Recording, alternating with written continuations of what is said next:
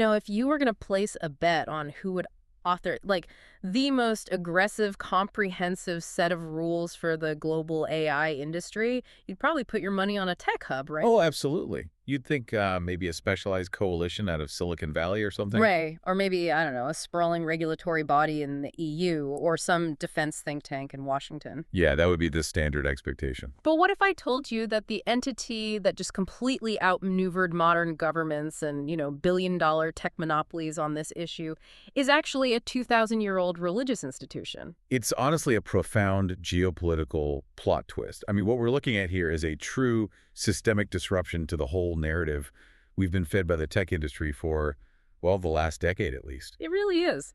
So welcome to today's deep dive. We are looking at a pretty unprecedented 42,300-word document that dropped in May of 2026. Yeah, Pope Leo XIV's encyclical. Exactly. It's titled Magnifica Humanitas, or Magnificent Humanity. And we've got a really fascinating stack of sources today. We're pulling from Vatican documents, geopolitical analyses, and even commentary straight out of the tech industry itself. Which is a wild mix of sources to have on the same topic. Totally. And our mission today is to extract the ultimate so what from this massive text. We're basically breaking down exactly how theology is suddenly shaping the global AI arms race. And completely rewriting military ethics, too. Yeah, and exposing the hidden, physical costs of the digital economy. So, Yeah. okay, let's unpack this. Well, to really grasp the gravity of this document, we kind of have to start with the historical timeline. The Vatican timed this release perfectly. So May 2026, that is the 135th anniversary of Rerum Novarum. Which was that was a groundbreaking encyclical from the late 19th century, right? Precisely. Yeah, 1891. Yep. Pope Leo XIII issued it to address these staggering social upheavals of the Industrial Revolution. Right, because things were changing so fast back then. Exactly. And it became the foundation of modern Catholic social teaching, advocating for labor rights, fair wages, basically defending the dignity of workers who were just being chewed up by unregulated industrial capitalism. But there's a critical difference this time around, isn't there? There is. The Church learned a really painful historical lesson from that era. They realized that by waiting decades to respond to a massive systemic technological shift, the damage is already done. Yeah, I mean, by the time they spoke up back then, child labor was just normalized. Exactly. Communities were hollowed out, exploitation was completely entrenched in the system, and they absolutely refused to make that same mistake with artificial intelligence. They want to get ahead of it this time. Right. They want the moral framework to precede the maturation of the technology, not, trail hopelessly behind it. Which makes sense as to why they've been laying the groundwork for a while now. This wasn't just a sudden thought Pope Leo had over his morning coffee. Oh, no, not at all. It's been this very deliberate escalating strategy for years. I mean, under Pope Francis, the Vatican initiated these things called the Minerva Dialogues. Those were the secret meetings, right? Yeah, highly secretive off-the-record conversations between Vatican officials and top Silicon Valley executives. At that stage, they were really just trying to build a bridge. Just to understand the vocabulary the engineers were using. Exactly. And then in 2020, they stepped it up a notch to the Rome Call for AI Ethics. This was this voluntary pledge signed by heavyweights like Microsoft and IBM. Right, agreeing to these core ethical principles for AI development. Yeah, but as we know. A voluntary pledge in the tech world is basically just a nicely formatted PR brochure. Yeah, exactly. And that is the exact realization that forced the Vatican's hand here. The causal shift from those friendly dialogues to this binding 42,000-word encyclical, that happened because corporate self-governance completely failed. It just collapsed. Totally. The turning point cited by a lot of our geopolitical sources was in 2023. Microsoft, who was actually one of the original signers of that Rome Call pledge. Oh, right. They were rushing to integrate OpenAI's models into their products? Yep. And to move faster, they fired their entire AI ethics and society team. Wow. Yeah, just completely dissolved it. And that single action proved to the Vatican that soft law pledges and internal ethics boards are completely powerless when they collide with the raw market incentives of a multi-trillion-dollar industry. It's basically like installing a bank vault door made entirely out of painted cardboard. That's a great way to put it. Right. It looks fantastic on the corporate social responsibility website, but the second the market incentives show up, the bank robbers, so to speak, just fold instantly. Instantly. And for you listening to this is why the shift from voluntary to mandatory matters so directly to your life. The companies building the algorithms that curate your news, sort your job applications, shape your daily reality, they are facing zero internal financial incentives to prioritize your safety. When the cardboard vault fails, external regulation is literally the only shield you have. And that structural failure is exactly what drove Pope Leo to act. But to build that external shield, he realized he couldn't just regulate the outputs of AI like what it does. He had to go deeper. Right. He had to lay down a foundational philosophical definition. He had to definitively state what AI actually isn't. So the encyclical fiercely attacks what it calls the technocratic paradigm and transhumanism.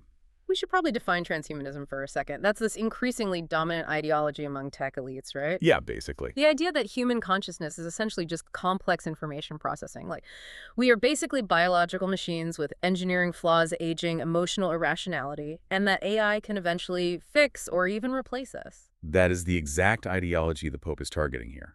And to counter it, he draws what the text calls an absolute ontological boundary. Ontological, meaning the philosophical study of being. Right, Okay. exactly. The Pope is explicitly stating that artificial intelligence does not possess a body, it does not undergo lived experiences, it does not feel joy or pain, and it cannot mature through relationships. So it fundamentally lacks a conscience. Period. Period.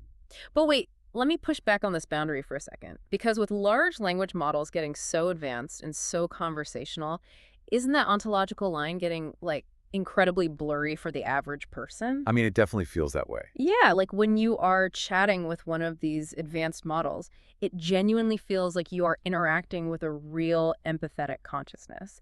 It apologizes to you, it expresses curiosity. I mean, it feels alive. It's a really great point, and the encyclical actually anticipates that exact illusion. What's fascinating here is that to understand the Pope's argument, we have to look at the mechanism of how these large language models actually work. Right, what's going on under the hood? Exactly. They are not thinking. They are performing applied statistics. When an LLM talks to you, it is mathematically predicting the next most likely token or piece of a word based on trillions of parameters of training data. It's highly sophisticated autocomplete. Exactly. Highly sophisticated autocomplete. The Pope insists that no matter how convincing the simulation becomes, calculation can never be confused with consciousness. Because they're completely different things. Right. The ability to mathematically predict the next word in a sentence is just not the same as understanding what love or grief or responsibility means from within a lived human experience. So the illusion of empathy is basically just a statistical mirror reflecting our own language back at us. Precisely. And the cultural flair the Pope uses to illustrate the hubris of ignoring this difference is really striking. He compares the modern tech industry's ambitions to the biblical Tower of Babel. Oh, wow. Yeah, he calls it the Babel syndrome, basically sacrificing the marginalized for the sake of technological progress and profit.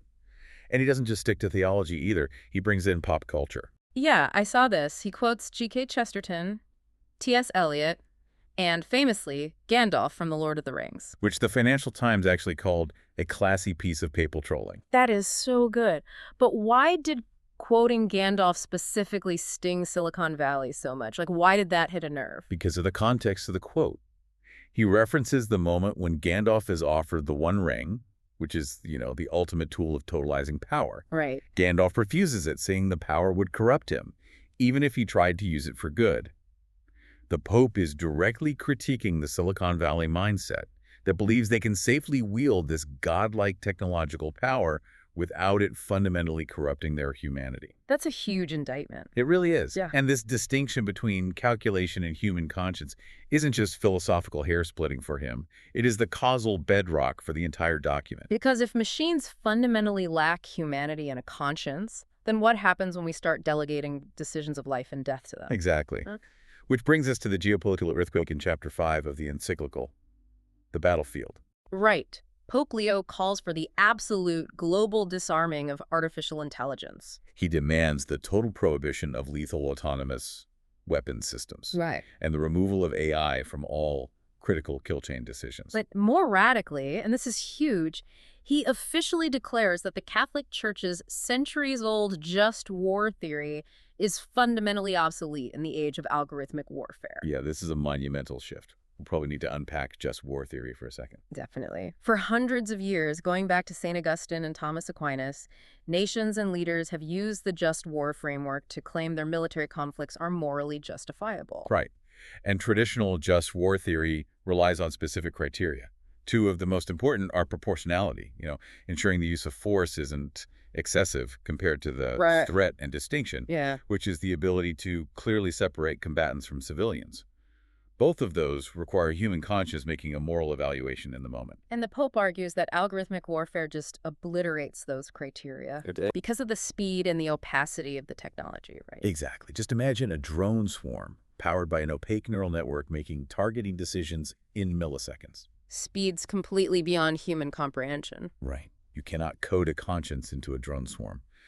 The Pope argues that AI warfare collapses moral accountability entirely into the machinery. The abstraction sanitizes the bloodshed. Now, I think it's important to look at how these two completely opposing worldviews clash here. Because on one side, you have the text's theological argument for an absolute prohibition. Right? And on the other side, you have the current U.S. administration's geopolitical strategy.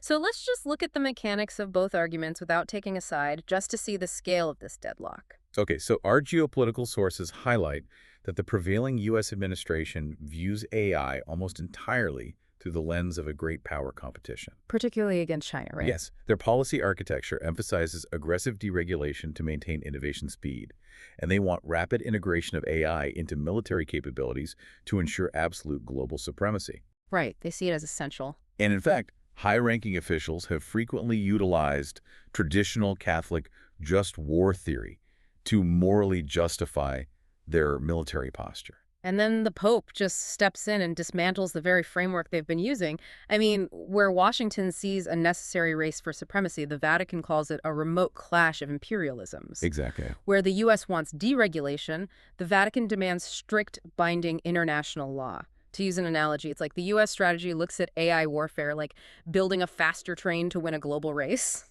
Okay, yeah. But the Vatican looks at that exact same strategy and says, if you deliberately remove the human lever from that runaway train to make it go faster, who do you blame when it crashes into a crowd? Wow. Yeah, the Center for Strategic and International Studies noted that Washington was intellectually outflanked by this argument. They didn't see it coming. Not at all. Policymakers in the U.S. have been so obsessed with science fiction doomsday scenarios, right? The idea of an artificial superintelligence taking over the world in 50 years. The Terminator scenario. Exactly. But the Vatican completely ignores the sci-fi scenarios and focuses entirely on the accumulative risks happening right now. And those risks aren't just on hypothetical battlefields. No, they are deeply embedded in the physical supply chains that build the tech in the first place. Right, which completely destroys this myth of the cloud. Seriously. As consumers, we are so conditioned to talk about AI and the internet like it's this magical, immaterial brain just floating in the ether. But the Pope addresses this illusion directly. He states emphatically that nothing in the world of AI is immaterial. He drags the geopolitical focus straight into the dirt and sweat of the political economy. Yeah, the encyclical introduces this devastating concept, the new digital slavery. To build this seamless AI illusion for the end user, there is a horrific physical extraction taking place. It requires rare earth elements, right? Cobalt, lithium. Mined under terrible conditions. Yeah, often mined under highly hazardous, exploitative conditions in the global south, just to build the physical chips and servers. But the extraction isn't just physical. There is a massive human cost to the data itself. We really have to talk about RLHF. Reinforcement learning from human feedback. This is a crucial mechanism to understand. Yeah, because AI companies don't just scrape the internet and suddenly have a polite, helpful chatbot. I mean, the internet is full of horrifying, toxic, violent content. Right. To make sure the AI doesn't spit that toxicity back at a user, they employ a hidden army of underpaid data annotators, largely in countries like Kenya or the Philippines. It's brutal work. These human beings sit at computers for hours a day, manually sifting through and tagging deeply traumatic content. Child abuse imagery, hate speech, gore, just so the algorithm learns to filter it out. They're essentially acting as a human shield.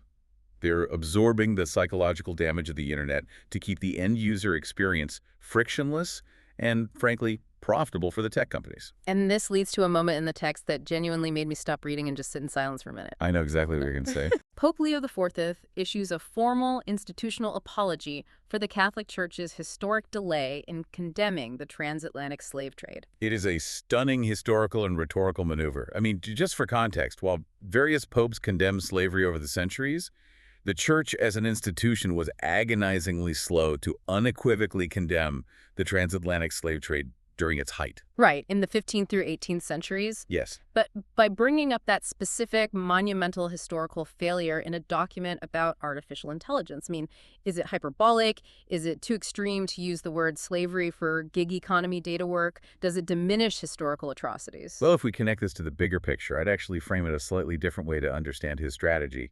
The Pope isn't equating the specific physical horrors of chattel slavery with data annotation. Okay, so what is he equating? He is looking at the architecture of the exploitation. He argues that data monopolies are hoarding unprecedented global wealth, but that wealth relies entirely on the systemic, invisible, and deeply normalized exploitation of human bodies and human trauma in the global South to function. So, by formally repenting for the Church's past failure to act, he is strategically backing his own modern institution into a corner. Exactly. He is saying, we will not repeat the catastrophic error of remaining passive while a new architecture of exploitation is codified into the 21st century economy. He uses the weight of history to force immediate action today. Yes, he's making it impossible for the international community to look away. And clearly, this moral framing is resonating in places you would really least expect, because think about it. The Pope has just accused this industry of digital slavery and moral bankruptcy. You would expect Silicon Valley to completely ignore him or write him off as a Luddite. But instead, look at who actually showed up at the Vatican to support this launch. You have senior cardinals, theologians, the diplomatic corps, and sitting right there next to them is Christopher Olah. Yeah, a 33-year-old atheist and the co-founder of the AI firm Anthropic. It's wild. There's a brilliantly calculated broadcast. Anthropic is a company specifically focused on AI alignment and safety. You're looking inside the black box of these models to understand how they actually make decisions. Which aligns perfectly with the Pope's demand for algorithmic transparency. Exactly. Furthermore, Anthropic is fundamentally at odds with the U.S. administration's militaristic approach, to the point of explicitly refusing to let the Pentagon use their models for autonomous weapons. It really reminds me of the Rebel Alliance in Star Wars. Oh, that's a good comparison. Right. You have this ancient microstate, the Vatican, teaming up with corporate dissidents, whistleblowers, and rogue engineers to fight this sprawling, uncontrollable empire of digital power. But why are these secular tech executives turning to the Pope, of all people? Because they are facing an epistemological crisis, and they are terrified of their own creation. Yeah. And just so we're clear on the terminology, epistemology is the study of how we know what is true, the nature of knowledge. Right. So an epistemological crisis means our society is losing the ability to agree on a shared reality. The encyclical describes the current internet landscape as an ecumenism of hate. An ecumenism of hate, that's heavy. It is. Social media algorithms and AI recommendation engines are explicitly designed to reward outrage, polarization, and conflict. Why? Because anger maximizes user engagement. And engagement drives advertising revenue. Exactly. The technology is literally dissolving shared societal truth for profit. Technologists like Olah recognize that their industry has zero internal mechanisms to fix this. The market just won't allow them to fix it. No, it won't. So Olah publicly stated at the Vatican that they need moral voices that market incentives cannot bend. They need a moral umbrella. Yeah, and the UN FAO Director General echoed this exact sentiment at a symposium shortly after the encyclical dropped. Oh, right. I remember that. Yeah, he warned against the widening digital divide and the illusion that AI can solve foundational human problems, and he stated it so simply, we cannot eat AI. Wow. Yeah, that cuts right to it. So what does this all mean? When you pull back and look at this massive 42,000-word intervention, what is the ultimate takeaway here? The primary takeaway is that the era of trust us tech self-regulation is officially over. It's done. Done. The Vatican has provided the moral vocabulary for civil society and international organizations to demand legally binding external oversight. It has fundamentally altered the debate on military ethics, permanently complicating the rush toward autonomous warfare. Yeah. And it has dragged the true hidden human cost of the digital supply chain, the minerals, and the human trauma into the blinding light of the global stage. And for you listening, this is the reality check. You are the raw material for this multi-trillion-dollar economy. Your behaviors, your attention, your relationships, and your concept of truth are exactly what is being mined, statistically optimized, and sold.